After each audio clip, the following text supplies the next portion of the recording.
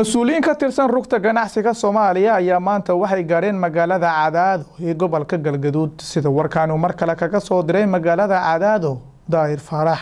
xubnaha isugu jira mas'uuliyiin ka tirsan rugta ganacsiga Soomaaliyeed iyo ganacsato ka soo jeeda Galmudug ayaa maanta soo gaaray magaalada Cadaado xarunta ku meel gaarka ee dawlad goboleedka Galmudug ayadoo garoonka diyaaradaha ay ku soo dhaweeyeen wasiirka ganacsiga dawlad goboleedka Galmudug maamulka degmada ganacsato iyo mas'uuliyiin kale ujeedka socdaalka wafdigan ayaa qayb ka ah in la dhiso rugta ganacsiga Galmudug iyo in ganacsatadu ay ka qayb qaataan arrimaha horumarinta deegaanada dawlad goboleedka Galmudug gudoomiyaha degmada Cadaado Cabdullaahi Cabdiraxmaan Xuseen Tootoole oo ugu horeyn la hadlay warbaahinta ayaa sheegay inuu ku faraxsan yihiin imaatinka wafdigan ayna soo dhaweynayaan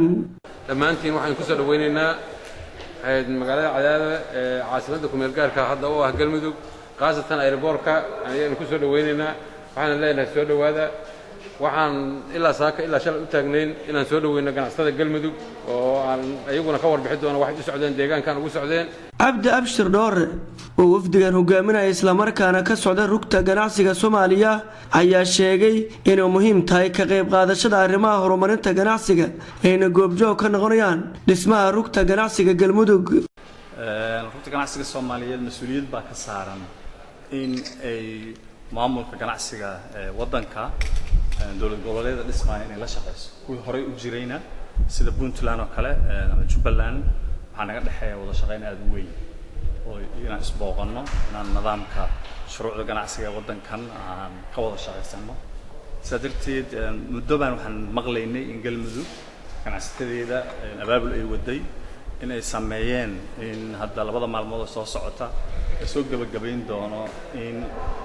dhidibada loo taago rugta ganacsiga ee Galmudug sadarteed annagu goobjoogan ahaanayna wixii way aragnimaha haynana waan ku beerinaynaa hadii Ilaahay uu yiraahdo ugu dambeyntii waxa warbaahinta la hadlay wasiirka ganacsiga Galmudug Cabduladiif Cabdullaahi Warsame waxaana uu sheegay in ka wasaarad ahaan ay ku faraxsan yihiin ganacsatadu inay ka qayb qaataan horumarka waxaana uu tilmaamay in dhici doonaan kulamo arrimahaasi looga hadlayo shirweyne weyn oo ganacsiga lagu yeesho oo looga hadlayo horumarinta deegaanka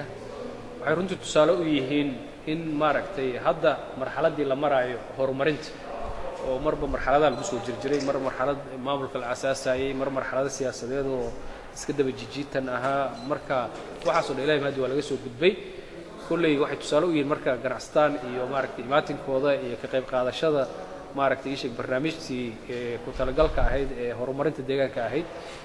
runtii tusaale u yihiin inay horumarkii xilligiisii bilowday Daahir Farax Ahmed